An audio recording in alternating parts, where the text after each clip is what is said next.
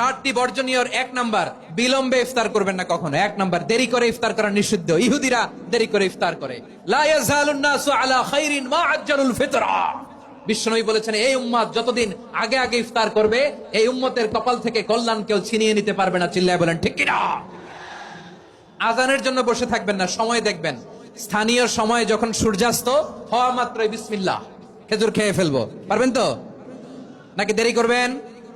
2 number, রমাদানের পবিত্রতা বজায় রাখবো। কোন তর্ক বিতর্ক অশ্লীলতায় আমরা জড়াবো না, ঝগড়া করবো না, সরাসরিও না, ফেসবুকেও না।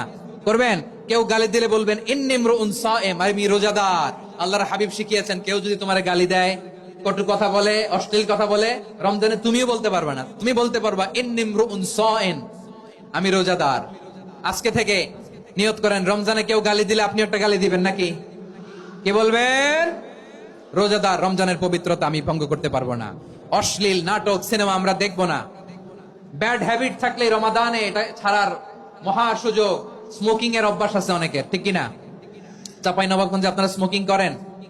আলাম ইয়াদা কাওলা যুরি ওয়াল আমালা বিহি ফালাইসা লিল্লাহি হাজাতুন ফি আইয়াদা তাআমাহু ওয়া শারাবা। যে রমজানে মিথ্যা কথা, মিথ্যা কাজ, মিথ্যা সাক্ষী ছাড়তে পারে নাই, তার না খেয়ে থাকা, উপবাস থাকা দিয়ে আল্লাহর কিছু যায় আসে না।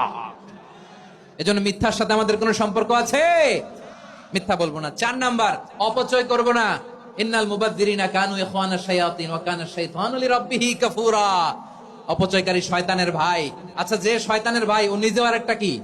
শয়তান। যে শয়তানের ভাই ও নিজেও আরেকটা কি?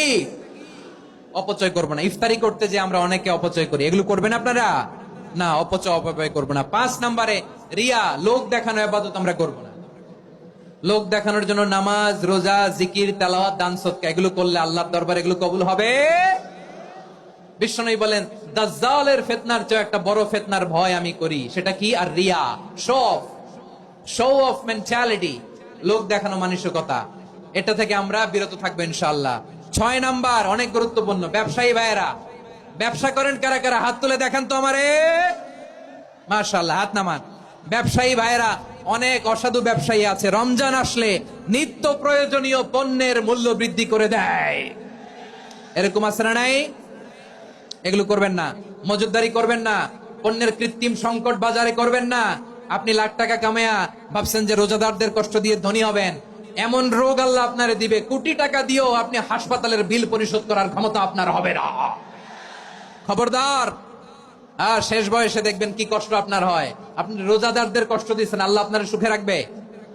আল্লাহর দোহাই লাগে, আমার ব্যবসায়ী ভাইয়েরা এটা করবেন না। আরব বিশ্বে আমরা দেখেছি, আরব বিশ্বের ব্যবসা